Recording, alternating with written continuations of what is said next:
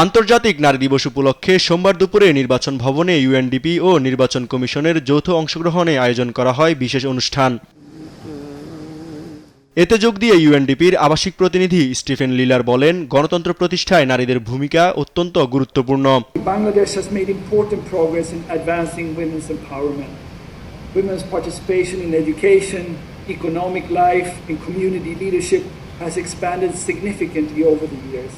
নারীদের গুরুত্ব তুলে ধরেন নির্বাচন কমিশনাররাও। বলেন, পরিবর্তিত নির্বাচনী সংস্কৃতির যে যাত্রা শুরু হয়েছে সেখানে নারীর ক্ষমতায়নে বিশেষ গুরুত্ব দিতে হবে। এই সুশাসন এবং আইন শৃঙ্খলা যদি আমরা প্রতিষ্ঠা করতে পারি তাহলে নারীর উন্নয়নের যে বাধা 80% কেটে যাবে। দেড় যুগ ধরে ভালোবাসার নিড়ে এসিআই পিওর সল্ট। মহিলা ভোটারের উপস্থিতির কারণে জয় পরাজয়ের একটা ডিসাইডিং ফ্যাক্টর হয়েছে। কাজে মহিলাদের উপস্থিতি এদিক থেকে অনেক ভালো ছিল গত নির্বাচন।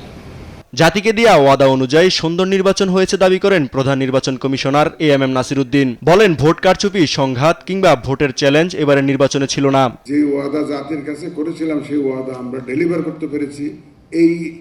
আমার এই মতামতটা আপনাদের সাথে শেয়ার করার জন্য, আপনাদেরকে ধন্যবাদ দেওয়ার জন্য এই সুযোগটা আমার হয়েছে। আজকে প্রথম সুযোগ আপনাদেরকে সামনাসামনি আমি মুবারকবাদ জানাই। অপপ্রচারের কারণে নারীদের অবদান দৃশ্যমান হয় না জানিয়ে তিনি বলেন, আগামীতে গণতন্ত্রের কাঠামো সুন্দর করতে নারীদের বিশেষ গুরুত্ব দেওয়া জরুরি।